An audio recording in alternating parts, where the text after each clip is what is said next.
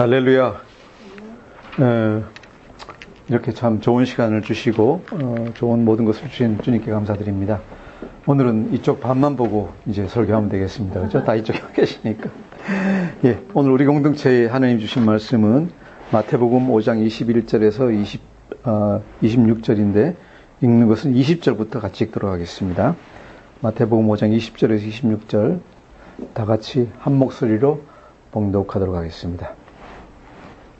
시작. 내가 너희에게 이르노니 너희 의가 서기관과 바리새인보다 더 낫지 못하면 결코 천국에 들어가지 못하리라. 옛사람에게 말한 바 살인하지 말라. 누구든지 살인하면 심판을 받게 되리라 하였다는 것을 너희가 들었으나 나는 너희에게 이르노니 형제에게 노하는 자마다 심판을 받게 되고 형제를 대하여 라가라는 자는 공회에 잡혀가게 되고 미련한 놈이라 하는 자는 지옥불에 들어가게 되리라.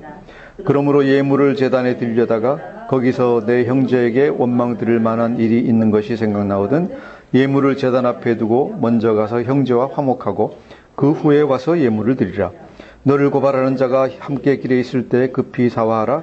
그 고발하는 자가 너를 재판관에게 내어주고 재판관이 옥리에게 내어주어 옥에 가둘까 염려하라. 진실로 내게 이르노니 내가 한 푼이라도 남김없이 다 갚기 전에는 결코 거기서 나오지 못하리라. 아멘. 오늘은 교회에서 종교개혁주일로 섬기고 있는 날입니다. 지금부터 한 498년 전, 그렇죠. 1517년 10월 31일 날 독일의 루터라는 한 수도사가 교회 문에다가 뭔가를 갖다 땅땅 박았습니다. 대자보를 갖다 붙였습니다.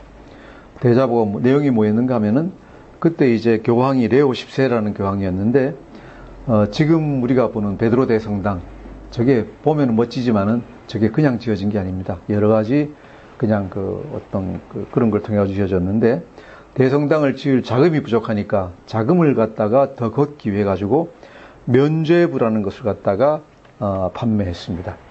면죄부를 판매했는데 그래서 그 리더들이 이제 면죄부를 들고 이제 독일이나 다른 나라에 각각 여러 도시를 다니며 시골을 다니면서 이제 면죄부를 갖다 판매하는 겁니다. 판매하는데 그 근거가 뭔가 하면은 이 가톨릭에서는 그래서 우리가 이제 교리가 굉장히 중요해요. 가톨릭에서는 어떻게 우리가 천국에 갈 수 있는가? 물론 본인 믿음도 있어야 되지만은 본인이 믿음이 없고 나쁜 일을 많이 했더라도 다른 방법이 있어요. 뭔가 하면은 이 하늘에 들어가는 데 올라가는 데는 본인이 일정 수준의 선행을 갖다 하면은 천국에 갈 수 있어요. 그죠? 이게 이제 가톨릭의 교리예요. 들어갈 수가 있는데 어떤 사람들은 하늘에 천국에 들어갈 수 있는 양을 채우고도 훨씬 더 넘게 선행을 한 사람들이 있다 이거예요. 그죠? 그걸 뭐라고 부르는가 하면 성인들이라고 불러요. 성인들이 있는데 그 성인들의 남은 공덕을 갖다 다 어떻게 하느냐? 천국 들어갈 때 예를 들어 100원 내면 들어가는데 예를 들어 100만 원 내면 들어가는데 이 사람들은 1000만 원어치를 갖다 재산이 있었다 이거예요. 그래서 천국 들어가는데 100만 원만 썼으면 돼요. 나머지 900만 원 남잖아요. 그거 어떻게 하면 돼요? 그냥 버려요? 버리질 않고 그걸 갖다 교회에 쌓아놓는 거예요. 그죠? 교황청에 이제 돈을 갖다 쌓아놓는 거예요. 공덕을 갖다 다 쌓아놓으면은 그게 쌓여있을 거 아닙니까? 쌓여있는데 가톨릭의 교리는 뭔가 하면은 예를 들어 천국 들어가는데 100이라는 공덕을 행했어야 되는데 세상에 살았을 때 예수를 믿긴 믿었지만은 30밖에 못 쌓았다. 그럼 어떻게 할까요? 지옥 보내지도 못하고 천국도 못 들어가고 그래서 중간 단계가 어딘가 하면 연옥이라는 데가 있어요. 가톨릭 교리 연옥에 보내가지고 어떡합니까? 나머지 70이라는 공덕을 못 쌓은 거에 대한 벌을 갖다가 벌을 받고 그것을 갖다가 다 채운 다음에 천국에 들어가는 거예요. 이해가 되십니까? 그러니까 가톨릭 믿는 사람들은 내가 죽어도 예수 믿었는데 천국 들어갈지 아니면 연옥 들어갈지를 갖다 전혀 모르는 거예요. 다들 연옥 들어갈 생각하고 있는 거예요. 그렇게 이제 사람들이 죽을 때까지 이제 확신을 갖다 못 가지는 거죠. 그래서 우리가 생각할 때 예를 들어 부모님이 돌아가셨다. 교회에 나오시다 돌아가셨는데 살아계실 때 좋은 일 많이 못 하셔가지고 보니까 이거 천국 아직 들어가실 만큼 안 된 것 같아요. 그럼 어떻게 돼 있습니까? 연옥에서 지금 고생하고 계신 거예요. 고생하고 계신데 어떻게 하면 되느냐? 수가 있습니다. 70이라는 공덕만큼을 갖다가 사면 돼요. 어디서? 교회에서. 교회가 성인들의 남은 공덕을 갖다 수억 원어치 쌓아놓고 있으니까 그 중에 70원을 갖다 사가지고 그걸 갖다 아버지한테 부모님께 돌려드리면 아버님이 즉각 천국으로 올라가시는 거예요. 이해가 되십니까? 재밌죠? 네. 그래서 면제부를 판매하면서 뭐라고 얘기를 하는가 하면은 면제부를 사셔가지고 면제부값, 금 하나, 은화가 땡그렁하고 함 속에 떨어지는 순간 당신의 부모님이 천국 가신다. 어떻습니까? 사시겠습니까? 안 사시겠습니까? 그것도 교황청에서 하는 일인데. 그죠? 사요. 돈 있는 사람은 사요. 그래서 이제 면제부를 갖다가 판매한 거예요.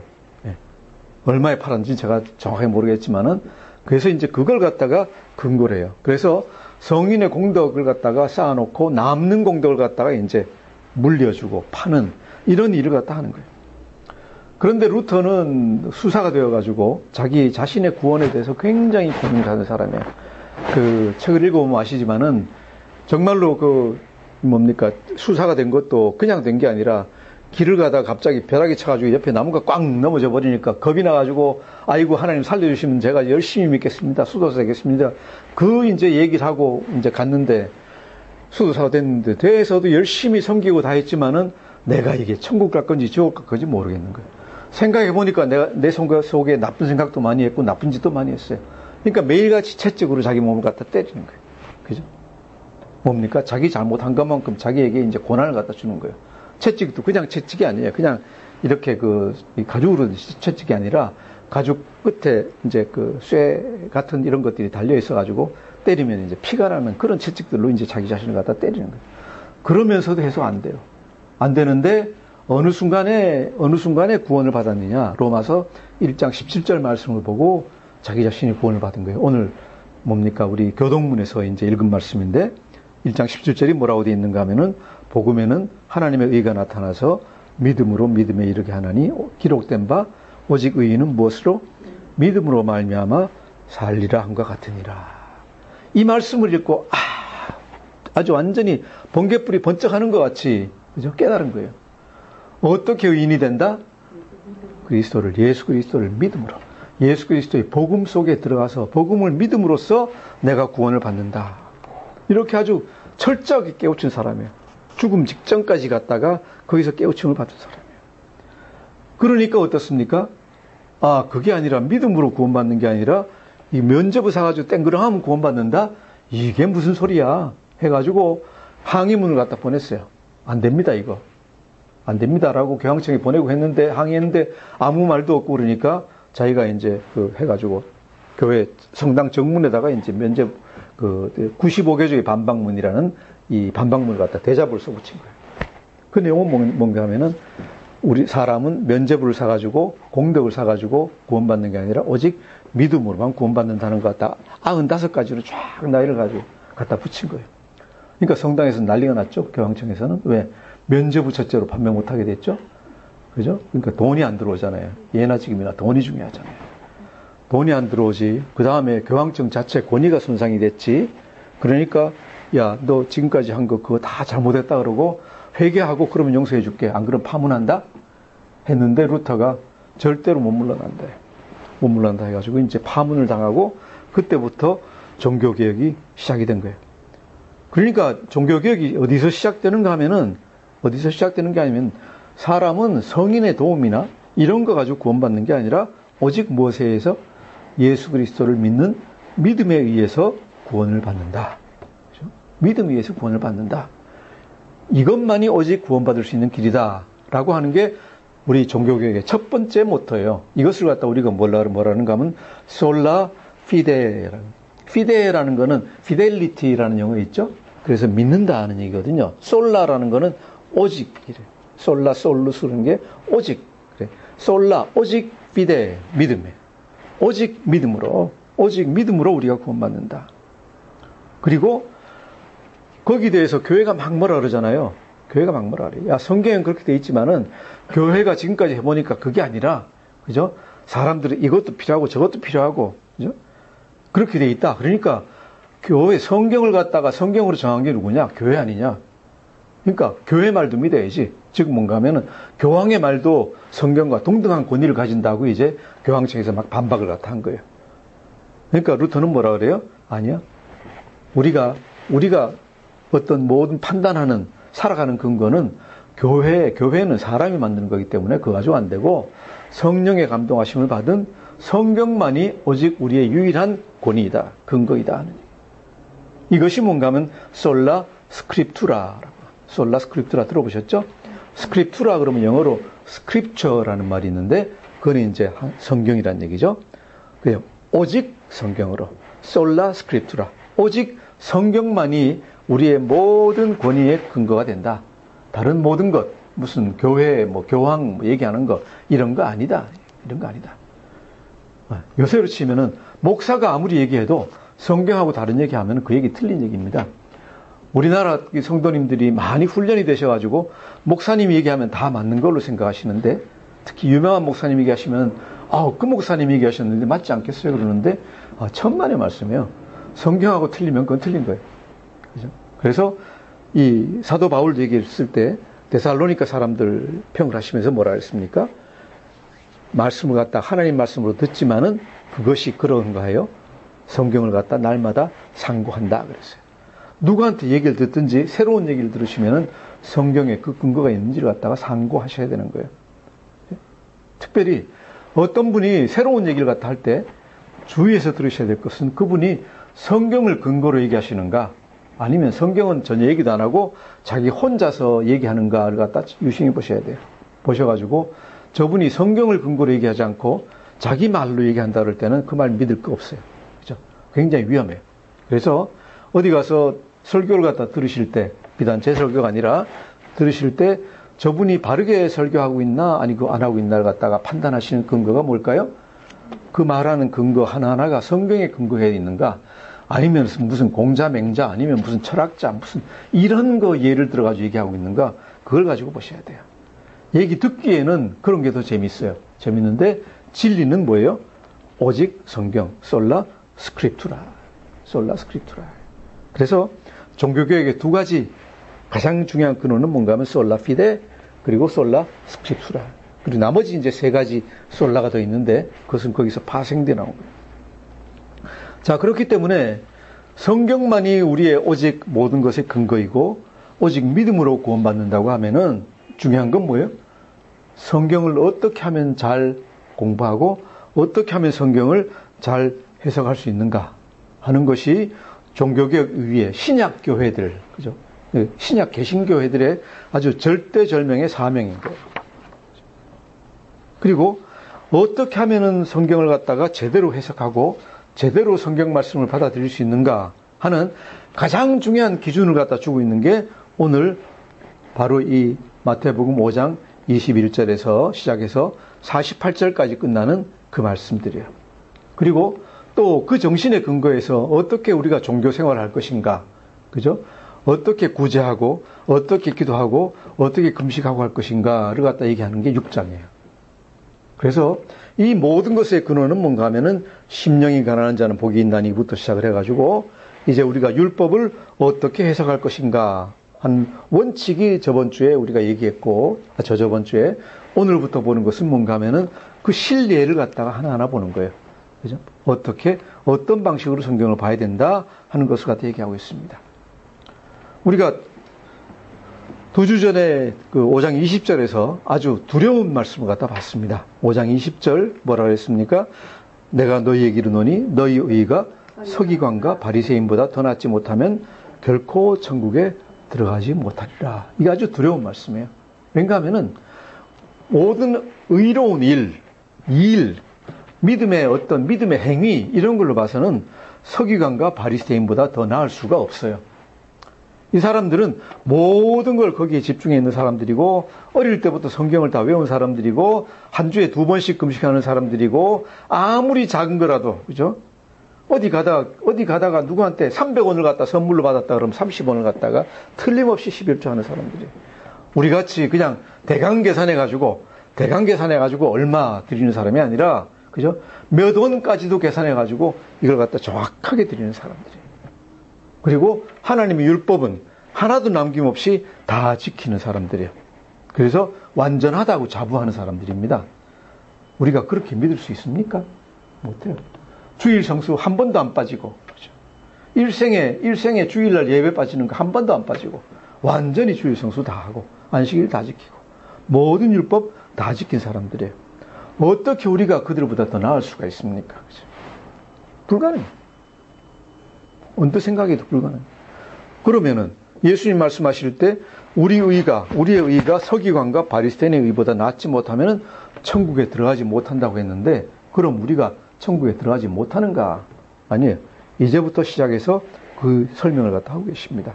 우리가 어떻게 하면은 그들보다 더 나을 수 있는가? 21절, 22절 같이 읽어보겠습니다. 시작. 옛사람에게 말한 바 살인하지 말라. 누구든지 살인하면 심판을 받게 되리라 하였다는 것을 너희가 들었으나 나는 너희에게 이르노니 형제에게 노하는 자마다 심판을 받게 되고 형제를 대하여 라가라 하는 자는 공형에 잡혀가게 되고 미련한 놈이라 하는 자는 지옥불에 들어가게 되리라. 아멘. 옛사람에게 말한 바, 옛사람이 누구예요? 모세한테 들은 사람들이에요. 모세에게 들은 사람들, 장로들이에요.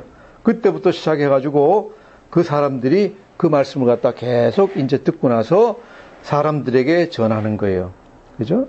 그래서 살인하지 말라. 누구든지 살인하면 심판을 받게 되리라 하는 것은 너희가 들었으나, 누가 얘기하고 있습니까? 서기관과 바리새인들이 사람들에게 율법을 계속 설명하고 있습니다. 뭐라고 설명하고 있습니까? 누구든지 살인하면 심판을 받게 되리라. 자세히 보죠. 자세히 보면은 어디에 이런 말씀이 있습니까? 구약 성경에 없어요. 없어요. 구약 성경에 뭐라고 있느냐? 출애굽기 20장 우리가 십계명 배웠잖아요. 뭐라고 있습니까? 살인하지 말라. 살인하지 말라 그랬어요. 이게 몇 번째 계명이죠? 5번째 계명. 예, 제5계명입니다. 살인하지 말라라고 그랬는데 여기에다가 서기관과 바리새인들이 뭘 더했습니까? 심판을 받게 되리라 그랬어요. 심판을 받게 되리라. 헬라어로 크리시스인데, 자, 잘 보세요. 살인하면은 어떻게 된다? 심판을 받는다라고 했는데, 여기서 크리시스라는 심판이라는 것은 뭔가 하면은 유대의 민간 법정이에요. 형사 법정이에요. 즉, 우리말로 하면은 너는 살인하면은, 그죠? 경찰서에 붙잡혀가. 살인하면 경찰서에 붙잡혀간다 라고 얘기했는데 이게 계명을 바꾼 겁니까? 안 바꾼 겁니까? 바꾼 거예요. 자기들 나름대로 해석해서 바꾼 거예요. 바꿔가지고 하나님의 거룩한 계명을 갖다가 뭐로 만들었는가 하면은 하나의 형법 비슷하게 만들어요. 형법. 그죠? 그래서 사람을 칼로 찔러 죽이든지 돌로 쳐 죽이든지 하면은 붙잡혀가서 심판을 받는다라고 해놓은 거예요. 이 살인하지 말라는 정신에 대해서는, 하나님이 얘기하신 이유에 대해서는 전혀 생각을 갖다 안 하는 거예요. 그죠? 생각을 안 하는 거예요. 그래서 예수님이 율법을 갖다 성취하시기 위해 가지고 이걸 갖다 다시 설명을 갖다 하고 계십니다. 뭐라고 말씀하십니까? 나는 너희에게 이르노니. 이것이 너희가 심판을 받게 되리라 하는 말씀이 아니었다. 그게 아니다. 너희가 재판소에 붙들려 간다는 얘기, 그 얘기가 아니다. 물론 재판소에 붙들려 갈 수도 있겠지만은 더 중요한 건 뭔가 하면은 너희 마음에 관한 것이다. 너희 마음에 관한 것이다. 그래서 어떻게 되느냐를 갖다가 한번 설명을 합니다. 살인하지 말라를 갖다가 어떻게 해석하느냐? 22절을 보시면 첫 번째, 형제에게 노하는 자. 형제에게 노하는 것, 이것이 살인하고 동등하다라고 얘기합니다. 그렇죠? 제가 오늘 설교 제목을 갖다가 살인하는 것과 형제에게 노하는 것이라 했는데 이게 어떤 관계가 있습니까? 동등하다는 얘기예요. 10계명 제5계명에서 살인하지 말라 하는 건 무슨 얘기냐?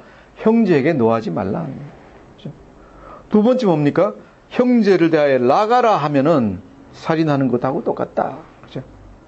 라가가 뭐예요? 라가는 원래 이제 아람어 계통인데 팔풀이처럼 행동하는 걸 갖다가 그는 머리가 텅 빈 사람을 갖다 그래요. 예. 예를 들어 골빈당 또는 아니면은 우리 옛날 말로 멍청아. 야, 이 멍청아. 그냥 웃으면서 하는 얘기가 아니라 화가 나가지고 이 멍청이 같은, 예? 이런 소리를 하면은 살인하는 것하고 똑같다. 세 번째로, 미련한 놈, 그래도 살인하는 것 똑같다. 미련한 놈은 원래 이제 헬라어로는 모로스라고 하는데, 영어로 혹시 그런 거 들어보셨습니까? 모란, 그런 거 들어보셨어요? 모란. 옛날 영화 제목에 보면 스리모란, 그러고 나오는데, 모란이라는 건 뭔가 하면은, 왜, 예를 들어 학교에서 이제 다들 다 잘 노는데, 세 명이 완전히 그냥 공부밖에 모르고 아무것도 모르는 애들이 있죠. 그죠? 완전히 세상 물정 하나도 모르는, 우리말로 하면 좀 덜 떨어진 놈들, 그러는 게 이제 모란, 그러는 거예요. 그래서 여기 미련하다는 게 덜 떨어진 놈. 예. 그래서 여기 보면은 형제에게 노하는 것, 형제에 대해서 멍청이라고 하는 것, 형제를 덜 떨어진 놈이라고 부르는 것, 이것이 다 살인하는 것과 똑같다. 그래서 이 3단계로 나눴어요. 노하는 사람은 심판을 받게 된다. 이것이 이제 뭔가 하면은 재판장에 붙들려 갈지 모른다는 얘기고, 욕하면은 공회에 잡혀가고, 그죠?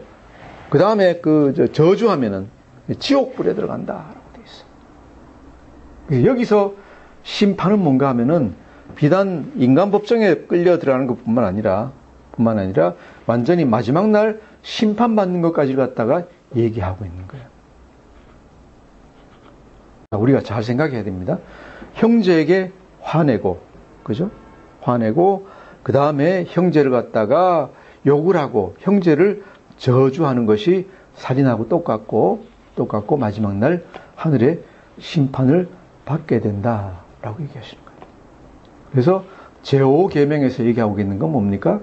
우리 예수님이 마태복음 나중에 주신 내 이웃을 내 몸같이 사랑하라 하는 그 정신으로 우리가 들어가야 됩니다. 그렇죠? 하나님의 모든 율법, 모든 계명이 어디로 귀결되느냐? 그죠? 하나님을 사랑하라는 명령과 그 다음에 내 이웃을 내 몸같이 사랑하라는 두 가지 명령으로 이제 귀결된다고 예수님이 말씀하셨는데, 형제, 살인하지 말라라는 명령도 뭔가 하면은 형제에게 화내지 말고 노하지 말고 형제를 사랑하라 하는 얘기가 된다는 얘기죠. 그래서 예수님이 하신 얘기는 사람 찔러 죽이지 않았다고 해가지고 살인하지 않은 게 아니다. 형제에게, 아내에게, 자녀에게, 그죠? 막 화를 내면서 바보 같은 이 덜 떨어진, 그죠? 이런 식으로 화를 내면은 그것은 살인이나 똑같다라고 얘기를 하고 계시는 겁니다. 화내는 건 참 무섭습니다.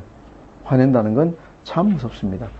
화를 내면은 화학적으로도 생리학적으로도 우리 안에서 이상한 호르몬이 나와가지고 우리 자신을 갖다 해칩니다. 화내는 사람 입김에서 나오는 이 입김을 갖다 분석해 보면 그 안에 독이 있다 그러잖아요. 그죠? 독기가 뿜어져 나온다 그래요. 독기가 뿜어져 나오고, 그 다음에 화를 내면은 상대방 사람, 예를 들어 우리가 이제 가끔 얘기하는데 우리 일생을 갖다 결정하는 것들 중에 하나가 뭔가 어릴 때 들은 얘기들이에요. 야, 이 바보야, 멍청아. 그죠? 이 덜 떨어진 놈아. 이런 소리를 갖다 어릴 때 들으면은요, 평생을 갖다가 이렇게, 위축이 돼가지고 사는 경우가 많아요. 물론, 나중에 다 예수님 믿고 나면 다 회복이 되지만은, 그래서 다른 사람을 갖다가 저주하는 게 무슨 재물을 뺏어서가 아니라, 특별히 주위의 사람들에는 이러면 우리가 안 될 것 같아요. 저도 이런 잘못을 갖다 많이 했다고 생각을 하는데, 주위의 사람들, 특히 자녀들에게는 이런 욕은 정말로 나중에 그 자녀들의 장래에 있어서 아주 치명적이에요. 아무리 잘 돌봐주고 잘 먹여주고 다 했다 치더라도 이런 소리를 갖다가 몇 마디 하고 나면은 그 자녀가 평생을 갖다 쫄아서 살 수밖에 없기 때문에 우리가 자녀들에게 해줘야 되는 건 항상 칭찬해주고 북돋아주고 하는 이런 것이 굉장히 중요할 것 같아요. 우리가 지금까지 혹시라도 그런 잘못을 갖다 했으면은 지금부터라도 우리가 이 계명을 생각하면서, 그죠? 계명을 생각하면서 그들 갖다 북돋아줘야 될 것 같아요. 내가 내 속에 있는 어떤 답답함, 안타까움, 그죠? 아니면은 어떤 그 짜증, 이런 거를 갖다가 화로 쏟아내면은 그것이 나를 해칠 뿐만 아니라, 나 자신 해칠 뿐만 아니라 그 상대방도 정말로 크게 해칠 수가 있어요. 해칠 수가 있으니까 우리가 절대로 이런 것을 갖다가 하지 말아야 된다라고 라고 오늘 결심했으면 좋겠습니다. 이것이 하나님이 살인하지 말라라는 명령을 주신 이유이다. 그죠? 이유이다. 그 계명이다 하는 얘기죠. 우리 친구들한테도 마찬가지입니다. 친구들이 아무리 좀 덜 떨어지고 그런 부족한 면이 있다고 생각을 하더라도 그분들은 다 누구예요? 하나님의 형상이 그분한테 다 있어요. 그죠? 하나님이 지으신 분들이에요. 전부 다. 분들이기 때문에 그 안에서 우리가 잘못된 것을 보지 말고 존귀한 걸 갖다 봐야 돼요. 우리 생각에는 그 사람들이 아무리 잘못되고 형편없는 것 같지만은 그 안에는 다 뭐가 있습니까? 하나님이 지으신 형상이 있어요.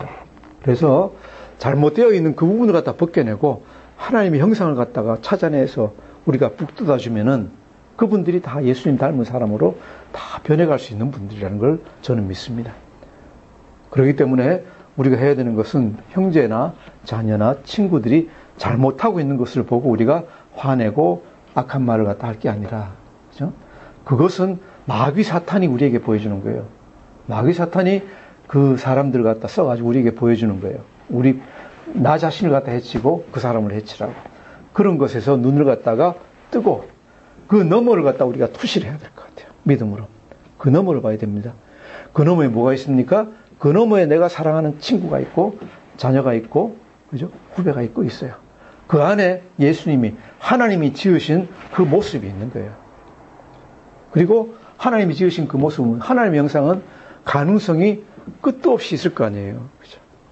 하나님이 우리의 형상을 따라서, 우리의 모습과 형상을 따라서 지었다고 하셨으니까 얼마나 존귀한 존재겠어요. 그게 얼마나 존귀해요. 그 존귀한 것을 갖다 우리가 보면서 한 사람 한 사람을 갖다가 귀히 여기면서 이렇게 닦아나가면은 그 자녀들이, 그 형제들이, 친구들이 귀한 사람들이 다 될 줄 믿습니다. 우리 안에 있는 이 사람들은 물론 더 말할 필요 없습니다. 서로가 서로를 한번 보십시오. 얼마나 존귀한 존재들인가. 사모님 피곤하셔가지고 보시면은 저 뒤에 존귀한 분들이 보이십니까? 네. 아이, 그렇게 건성으로 대답하지 마시고. 네. 참 보십시오. 저 자매님 안에 얼마나 존귀한 모습이 있는지. 저분이 나중에 어떻게 될지 모르잖아요. 그죠? 잘만 이렇게 북돋아주고 잘만 자기의 어떤 탤런트와 이런 걸 갖다 하면은 얼마나 존귀한 분이 될지는 몰라요. 그죠? 우리도 다 마찬가지예요. 우리가 좀 나이가 들었다 하지만은 모세가 시작할 때 80배 미치기에는 아직까지 한참 멀었어요. 이제부터 어린애예요. 김영섭 박사라는 철학 박사가 쓴 글을 갖다 얼마 전에 봤는데 그분이 지금 나이가 90몇 세인데 얘기하는 게 언제가 인생의 황금기냐. 자기가 생각하니까 자기 인생의 황금기는 65살에서 75살 사이였다. 왜 그러느냐?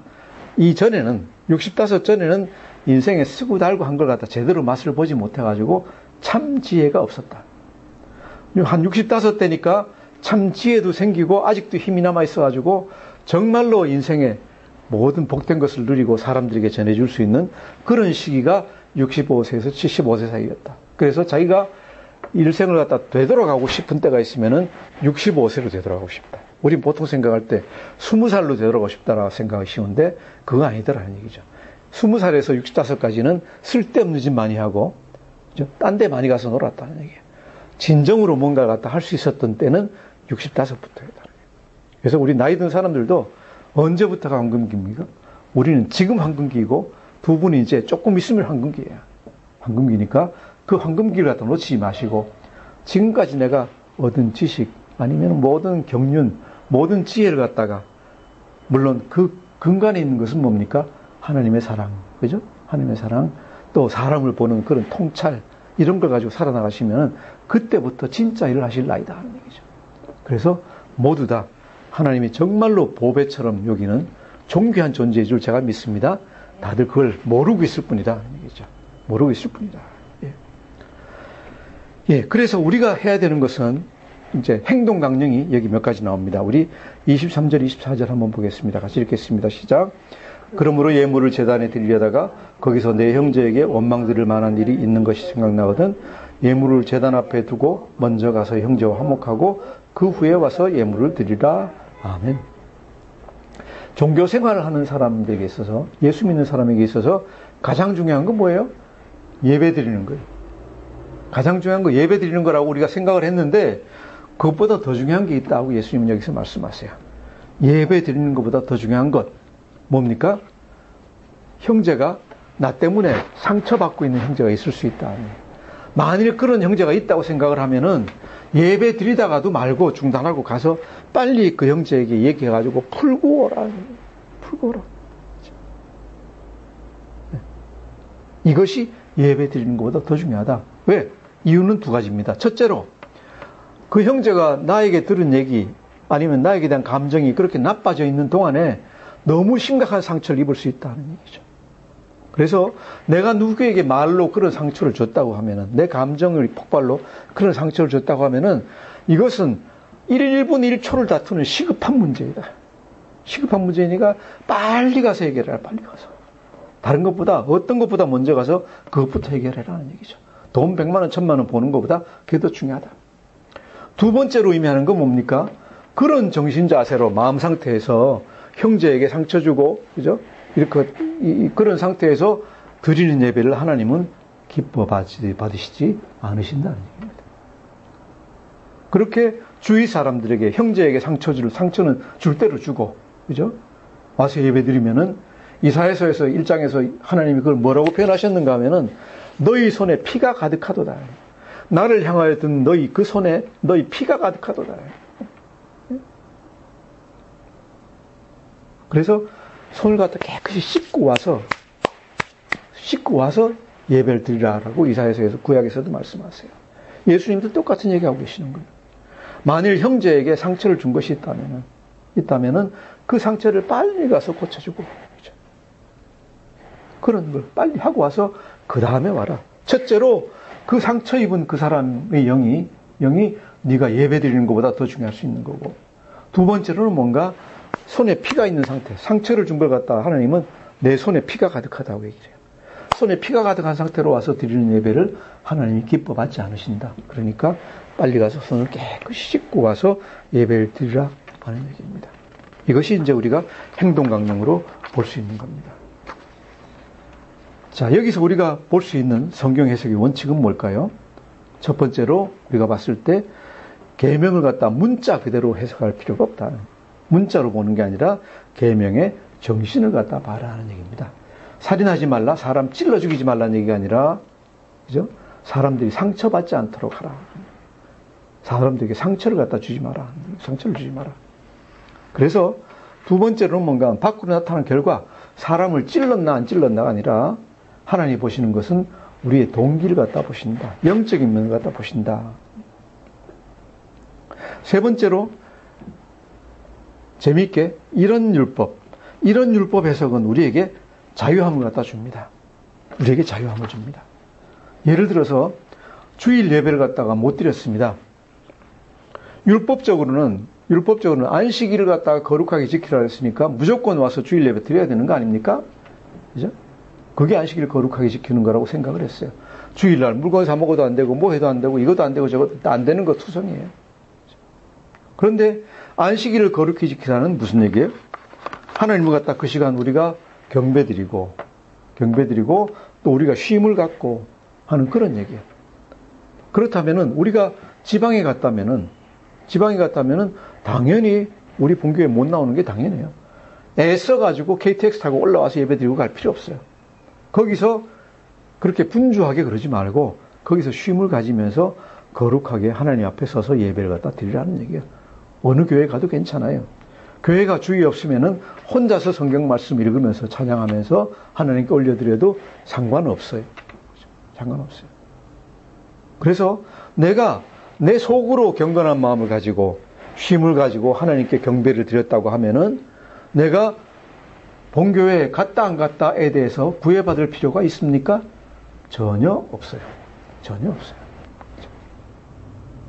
그래서 그런 율법의 의문에 대해서 우리가 어떤 그런 그 구애를 받을 필요가 없는 거예요. 예를 들어서 우리가 헌금을 드릴 때 11조라는 개념이 있는데 11조라는 게 무슨 개념입니까? 나에게 주신 모든 것이 하나님께 속한 것이고 그것을 갖다 증거하기 위해서 제가 이만큼을 떼어서 주님이 말씀하신 걸 떼어서 드립니다 하는 게 11조예요. 그죠? 11조인데 그러면은 내가 마음속에 하나님이 내가 가진 모든 것이 하나님이 주신 것입니다 라는 것 갖다 인정하고, 그런 인정하는 데 따라가지고 살아가면은 11조의 정신은 벌써 다 하고 있는 거예요. 그 다음에는 형편이 돼가지고 10에 3조를 갖다 드리든, 형편이 안 돼가지고 일주일에 2,000원 밖에 못 드리든 상관이 없어요. 단지 내 마음 자세가 내 가진 모든 것은 하나님 주신 것입니다. 그리고 하나님 기뻐하시는 데 따라서 살겠습니다 라고 생각했으면 그걸로 자유할 수 있는 거예요. 그죠? 그래서 요한복음 8장 31, 32절에서 뭐라 했습니까? 우리가 오늘 교동문에도 그게 나왔는데, 너희가 내 말에 거하면 참으로 내 제자가 되고 진리를 알지니 진리가 너희를 자유롭게 하리라 그랬어요. 진리가 너희를 자유롭게 하리라 무슨 얘기예요? 율법의 정신을 갖다 알면은, 율법의 정신을 알면은 내가 그 정신 안에만 있는 한은 나는 전혀 걱정할 필요가 없어요. 내가 예수를 갖다 믿겠다는 갈망, 하나님을 사랑하는 그 마음만 내 안에 계속 확인하고 있으면은 나머지 조금 더하고 덜한 거 가지고 내가 크게 개의할 게 없다 하는 얘기가 되겠습니다. 그래서 항상 이런 방법으로 예수님 믿는 사람은 항상 자유합니다. 그죠? 율법에 매이질 않습니다. 아, 내가 오늘 뭘 했어야 되는데, 큐티를 했어야 되는데 못했네? 그죠? 못할 수도 있죠, 가다 못할 수도 있죠. 그걸 가지고 율법적으로 매여가지고, 아이고, 나는 야단 맞겠네? 해가지고, 그냥 형식으로 들여다보면서 큐티하는 거. 이럴 필요가 하나도 없다는 얘기입니다. 이해가 되시죠? 그래서 이런 율법 해석은 우리를 율법의 속박에서 자유하게 만듭니다. 마지막으로 25절, 26절 같이 읽겠습니다. 25절, 26절 시작. 급히 사와라. 그 고발하는 자가 너를 재판관에게 내어주고 재판관이 옥리에게 내어주어 옥에 가둘까 염려하라. 진실로 내게 이르노니 내가 한 푼이라도 남김이 없이 다 갚기 전에는 결코 거기서 나오지 못하리라. 아멘. 이것을 많은 분들이 재물적인 것으로 이제 해석을 갖다 하는데, 그러면은 전혀 문맥에 맞질 않아요. 지금 예수님은 뭘 얘기하고 계세요? 율법의 해석에 대해서 얘기를 갖다 하고 계시고, 다른 사람에게 상처 주는 것에 대해서 얘기하시고 있는 거예요. 그래서 여기서 너를 고발하는 자라는 건 뭔가 하면 나에게 상처받은 자예요. 나에게 상처받은 것. 내가 형제에게 화낸 것, 형제에게 나쁜 마음을 가지고 있는 것, 악한 행동을 한 것, 이런 것들이에요. 이런 것들을 갖다가 재판관에게 넘겨지기 전에 전부 다 회개하라는 얘기예요. 회개하고 다 고치라는 얘기예요. 그죠? 그러지 않으면은 재판관은 누구예요? 마지막 재판은 하늘에 하나님이 하시는 거예요. 하늘에 하나님이 이것을 갖다가 다 재판하시기 때문에 다 청산하라는 얘기예요. 어디까지? 홀이라도 남김없이, 그죠? 내가 한 푼이라도 남김없이. 한 푼은 뭔가 하면 우리 돈으로 치면 한 50원 되는 거예요. 50원짜리 동전 하나도 남김없이 다 청산하라. 즉 뭔가 하면은 형제나 가까이 있는 사람들에게 조금이라도 상처 준 게 있으면은 빨리 가서 그걸 갖다 고치려고 노력을 하라 하는 얘기입니다. 그러지 않으면은 거기서 벗어날 수가 없다는 얘기예요. 자, 그런데 여기서 봅시다. 우리가 우리 능력으로 그렇게 할 수 있습니까? 못합니다. 그래서 우리는 어떻게 해야 됩니까? 우리 있는 힘이 다 하는 대로 해야 됩니다. 하지만은 또 한편으로는 누구에게 의대입니까? 예수님께 기도하면서 기댈 수밖에 없습니다. 예수님, 제가 최선을 다해서 하겠지만은 제가 못하는 부분 혹시 있으면은 예수님이 만져주셔가지고 그 사람 낫게 해주시고, 제가 지금까지 잘못해서 상처 준 것 제가 잘하는데 아직까지 회복하지 못할 것도 있으니까 만져주셔가지고 낫게 해주십시오. 예수님이 그 사람 만나셔가지고 고쳐주시고 제가 잘못한 거 다 회복할 수 있도록 해주십시오라고 계속 기도를 갖다 해야 됩니다. 우리의 모든 행동의 근거는 어디입니까? 성경입니다. 오직 무엇으로 나갑니까? 믿음으로만 나갈 수 있습니다. 그리고 그 모든 것을 갖다 마무리 지어주시고 온전하게 해주시는 하나님 아버지시고 예수님이세요. 그 하나님이 귀하신 뜻이 나타나 있는 것이 성경입니다. 그래서 종교개혁 정신, 오직 성경으로 이 말씀 기억하시고 또 오직 믿음으로 기억하시고 오늘 예수님의 말씀 기억하시는 복된 한 주가 되시기를 원합니다. 기도하겠습니다. 하나님 아버지 감사합니다. 그렇습니다. 우리에게 율법을 주셨을 때 율법의 조문조문까지 지키라고 명하지 않으시고 그 정신을 알고 그 정신대로 살라고 우리에게 명하여 주신 것 감사드립니다. 또한 우리에게 능력 없음을 아시고 성령을 보내셔서 우리 마음을 주장하여 주시고 우리가 그런 일을 할 수 있도록 인도해 주시니 감사합니다. 하나님 아버지, 우리가 하나님의 자녀로서 주위의 사람들에게 은혜를 못 끼칠 망정 해를 끼치지 않도록, 상처 주지 않도록 우리의 혀와 우리의 생각을 주장하여 주시고 혀를 억제할 수 있도록 해주시고 오직 사랑으로 하나님이 주신 그 영안으로 그 사람 안에 있는 하나님의 형상을 항상 보면서 우리 주위에 있는 모든 사람들을 사랑하고 북돋우고 키워줄 수 있도록 우리 한 사람 한 사람 인도하여 주시옵소서. 감사하며 예수님 이름으로 기도드립니다. 아멘.